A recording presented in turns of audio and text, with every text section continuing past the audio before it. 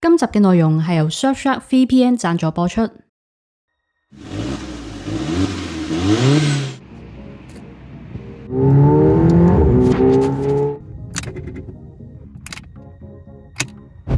人生第一次同時間擁有兩架車，一日咁大把嘅咋？呢個就係啱啱攞車嘅我。如果我知道架車之後會跪低，再不斷出入車房，唔知仲笑唔笑得出呢？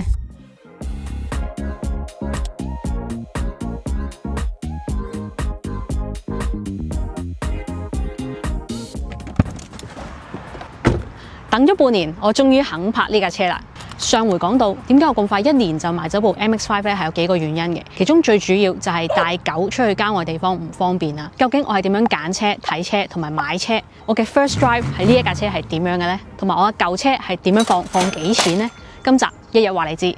由於今次要 update 嘅嘢好多，咁我會將內容分成上下兩集。今集主要講我買車、賣車成個過程，而下一集呢，就係講我揸咗半年嘅用後感，亦都會解答大家嘅問題。同埋重點就係講下買車之後架車究竟壞咗幾多次。睇開我嘅片嘅觀眾咧，應該都知道，其實我由 Top Gear 年代咧已經好想擁有一部 Alpha 啦。不過而家揾車嘅條件就有少少唔同，因為我需要一部有後門、有後座嘅車，因為方便狗仔上落啊嘛。咁其他你話棍波啊，要操控好呢啲就基本嘢唔多講噶啦。不過可惜嘅咧就係我最有興趣嘅，譬如 Fiesta ST、208 GTI 又或者係 Mini JCW 呢一啲咧，其實都係三門嘅。咁當然 Mini 又唔係三門，但我覺得三門先至係最正宗嘅，咁所以都俾我否決咗。咁另外就係我有諗過好唔好出部新嘅 I20N 啊，咁但係自問咧真係唔係太錫車，咁所以我覺得自己係唔適合出新車嘅。咁另外亦都有睇過一啲 Focus ST 同埋 GTI 啦，咁但係呢一邊咧真係都幾飛仔車，最後咧都係搭埋心水鎖定咗 Giulietta 1750，亦都即係 Cloverleaf 或者係 QV。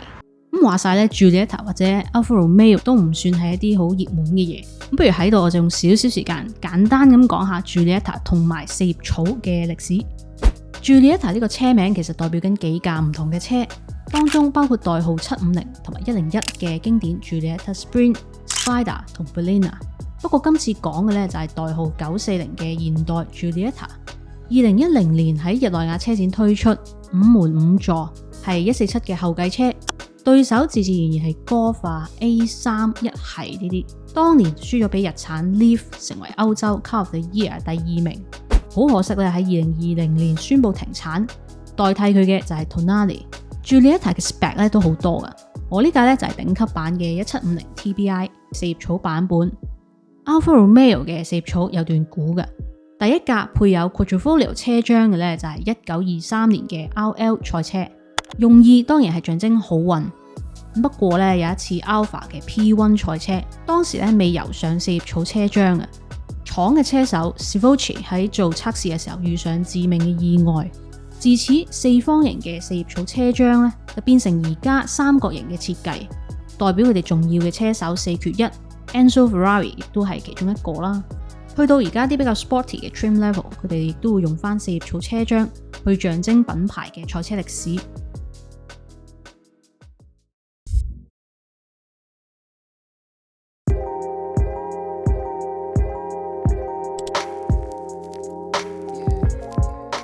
鎖定咗一架車之後，要做嘅嘢就係上去一啲平台度睇車啦。咁我最主要咧就係用 Auto Trader 嘅，咁你可以當係英國嘅28卡咁啦。咁但係個設計 UX 咧就好好多啦，個 filter 亦都好用好多嘅。但係咧有個問題，因為 Giulietta 1750嘅盤咧就唔算非常之多，特別係如果我揀揸車範圍1個鐘之內嘅話咧，就更加少啦。咁所以去到後期，其實我係有連 Facebook Marketplace 都睇埋嘅。嗱，我知道好多人對於 Facebook 買車呢件事咧係有啲保留。咁我開頭都係咁諗，咁但係 Auto Trader 因為放車盤上去嘅話咧係要俾手續費嘅，咁所以咧我覺得如果想試下水溫嘅話，又好似有啲合理嘅。咁同埋你要中伏嘅話，其實你喺28卡或者係 Auto Trader 車行盤，你一樣可以中伏嘅啫。咁另外仲有一個好重要嘅問題要考慮，咁就係二手車睇私人嘅盤定係車行嘅盤呢？咁如果要我好簡單總結嘅話咧，私人盤咁啦，通常價錢就會定得低啲，但係你要花時間同佢去講價啦，約時間去睇車做交易，咁啊所有工工序咧都係自己做，咁所以咧時間心機要花咧都係多啲嘅。至於車行嘅本咧，通常就會將架車執得靚靚仔仔啦，咁所以價錢上面咧就會貴少少，所有工序上面嘅嘢基本上咧佢都會幫你代辦嘅。咁仲有好重要嘅一點就係如果你同車行去買車嘅話咧，喺法律上面對於消費者嘅保障係會多過私人買賣嘅。如果你買完車啦，30日之內發現原來架車同佢喺網上嘅描述係唔相符嘅話咧，你係可以全數獲得退款嘅。時間翻返去今年嘅1月，我約咗去睇一架喺 Facebook 見到嘅車盤，喺一個好似 Silent Hill 咁樣嘅大霧朝早，我去咗 Milton Keynes 睇車。由倫敦揸去 MK 咧，大約1個鐘多少少。咁而家轉埋個彎，仲有5分鐘到咧就會到噶啦。究竟我會唔會睇一架就買呢？好老實講，幾千貨仔嘅前七咧，我就唔想做驗屍官，所以我當時嘅做法就係現場睇下有冇車身嘅花粒，內籠有冇好嚴重嘅溶爛，係咁依望下 engine bay，check 下基本偈油啊，望下胎紋就算啦。咁同埋因為我約車出嚟之前已經 check 咗佢嘅 MOT 記錄，亦都做咗 HPI check， 咁都冇乜問題嘅。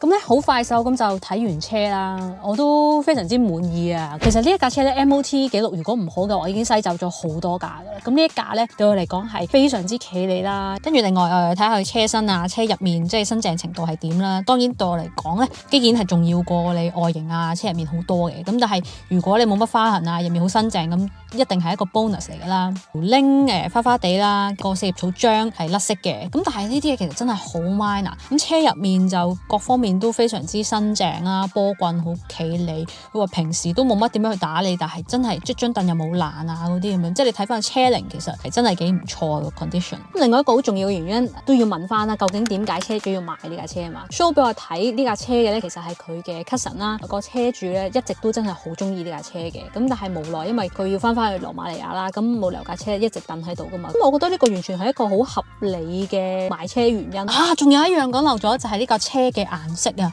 因為通常見親啲 Alpha 一係就黑色、白色 ，Alpha 好經典嘅紅色啦。咁呢架咧佢係深藍色嘅，同埋睇落去係真係靚嘅。我相信我要啲時間即係沉澱下，再思考下先嘅。我諗8成機會都係呢架。結果心急嘅我睇完車翻到去咧，已經急不及待咁 message 呢個賣家，就話我決定要呢架車，我落訂啦。估唔到淨係講買車賣車都可以講一集啊！咁不過喺呢個時間咧，請容許我賣個廣告先。多謝今集嘅廣告商 Surfshark。VPN 除咗大家好熟悉嘅功能，譬如係翻牆、隱藏 IP、保障個人私隱之外咧，其實仲有其他好處嘅。譬如用 Surfshark 嘅話，你可以用佢哋嘅 Cookie Blocker， 可以阻擋 Cookies 嘅 pop up。又例如用 CleanWeb 可以 block 廣告，減少惡意軟件、釣魚程式嘅風險，同時去提升瀏覽嘅速度。另外轉換地區亦都可以令到你網購 book 機票酒店嘅時候慳更加多錢嘅。佢哋支援多種裝置，除咗 Windows 同埋 Mac 機、iPhone 同埋 Android 之外，亦都包括譬如係 Apple TV、Android TV、Xbox、PlayStation。佢哋冇限制連接裝置嘅數量，亦都有30日免費退款保證。而家只要用呢一個 promo code 就可以享有特別嘅折扣優惠。有興趣記得去下面資訊欄度睇下啦。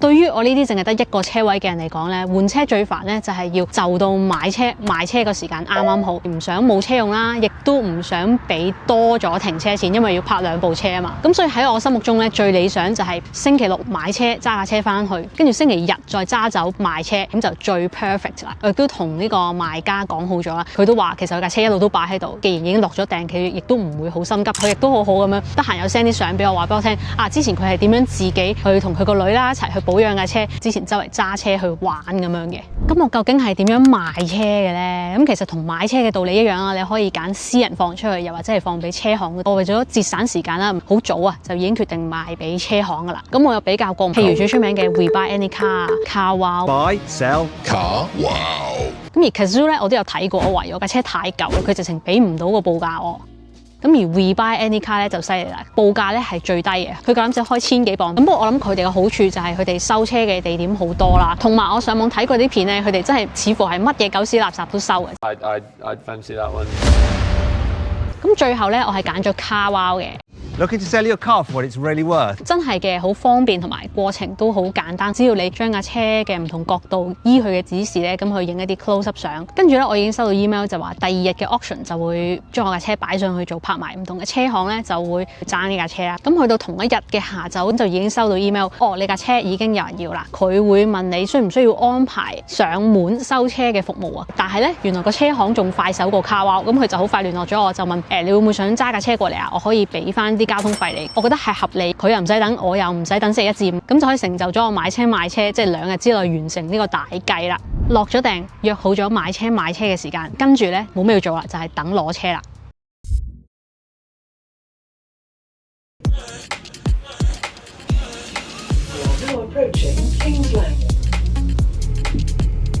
咁啊，啱啱就完成咗交易，攞咗架車啦。咁我覺得每次咧，即使今次我唔係第一次買車都好啦，但係一攞車坐上架車度嗰下咧，都覺得係好夢幻嘅。哇！呢架就係我擁有嘅車啦，嗰種感覺。咁呢架車咧，我今次真係試都冇試過就買㗎啦。咁我會覺得啊，佢都係真係有心 keep 呢架車嘅。當然其實佢要呃我嘅話，好簡單就可以呃到啦。有冇必要為咗呢架咁嘅平價車而搞咁多嘢咧？由呢度揸翻去咧就個零鐘到啦，不如趁呢個機會講下drive 有啲咩感覺，可能會有啲拗教啊講得，因為真係第一次揸，唔知可以講乜，咁就我覺得咧好似比我想象中靜喎，撻車嗰下，樣樣嘢都好似哇坐得好似好高咁啊！特別係之前揸 MX5 啊 ，MX5 因為冇得校座椅高低，我墊高咗，但係都一樣坐得好低。跟住呢架就有得校軚盤，而家就覺得好似自己揸咗坐咗喺架 SUV 度咁啊！哇，感覺好奇異啊！哇，個 clutch 比我想象中高好多咯。哇，個標板咧有個黃色燈提我轉波嘅，我嚇死以為究竟做咩事添。突然間覺得架車好似好大架咁，明明其實都有好細架嘅 hatchback 仔。而家因為呢架車有200幾匹啦，同呢個 GTI 咧可以媲美嘅，終於可以叫做揸緊一架 hot hatch 啦。哇，好靜下喎呢架車。咁係幾高級嘅，即係同之前架車比較，之前就會嘈好多啦，即係無論係風聲或者成個車廂嘅感覺。咁而家就好似話揸緊一架真係高級房車咁樣。同埋我想講，我睇佢嘅 spec 咧，呢一架車係即係咁耐以嚟年份最新啦。之前都係揸緊啲零幾嘅車，咁呢架就10，第一架有 Hill 嘅車咯。唔知揸呢架車我幾時會死火咧？哇！就算而家行緊即係高速行到60咁樣，哇都真係好靜啊！可能因為咧我已經揸慣咗呢啲咁粗獷嘅車，跟住就覺得原來咁高級嘅，租花嘅感覺都幾好。咁啊，唐太當然輕過 MX5 好多啦，暫時就好似冇乜 feel。咁你話好仔細，究竟有冇感覺？可能就應該要行翻啲山路先知。咁啊，由2.0跳咗去1.8，但係 turbo 今次都係第一次我擁有 turbo 嘅車，之前一路都係揸啲自然吸氣嘅，係咁叫我 upshift。我自問已經係揸車揸得幾慳油啦，即係可能有時都未到佢要轉嗰個位，都已經預先轉咗。咁睇嚟呢架車係好慳油主導啊嚇！哇，佢個波棍個行程都頗長啊，但係佢每一集都好清楚嘅，金屬感佢都有嘅。但係你話 MX5 嗰種越揸越快，明明好慢嗰種速度感或者嗰種刺激嘅感覺咧，就暫時未 feel 到。咁喺高速公路 feel 唔到都正常嘅。暫時嘅感覺咧，我覺得佢似一架好舒服嘅 hatchback 多過似一架 hot hatch 嘅。我記得每次揸啲新買翻嚟嘅車咧，都係要校幾次個位、軚盤啊、鏡啊嗰啲先至係最走得舒服嘅。咁而家隻手有少少攰，好似只得硬係唔係好就手咁。我架車都幾易揸嘅喎，真係好易揸得好順咯。就算我頭先轉波轉得有少少急啦，轉數未必係最啱嘅，但係都有冇錯喎。呢架似乎 daily 幾啱，果然係有少少似揸翻當年一系嘅感覺，但係就再高級啲、開揚啲，都係覺得有啲太高啊！應該可能 set 翻坐低少少先，係咪好奇怪咧？竟然由我把口講出嚟話坐得太高。咁咁今次買車對我嚟講咧，其實都真係幾簡單啊！影相，擺架車上網，撳，等下，搞掂啦！揸車南下，一手交車，一手收錢，咁就完成交易。跟住最正嘅咧就係咁交易完成之後，嗰個車行嘅老闆咧就揸車接我啦。估唔到咧，原來佢係揸麥拿倫，揸架720S，咁就載我翻去啦。咁我覺得直情係成件事嘅一個亮點啊！冇諗過買完車仲有超跑坐噶嘛〜今集嘅報告咧，大約就去到呢一度啦。今集會比較靜態，咁下集咧會喐下架車，有啲咩我好中意同埋唔中意嘅地方。咁仲有大家都好想知啦，究竟就係我擁有咗呢半年以嚟入咗廠整車幾多次咧，整咗幾多錢，壞啲乜嘢？咁下一集都會同大家分享下嘅。希望大家密切留意，下集見。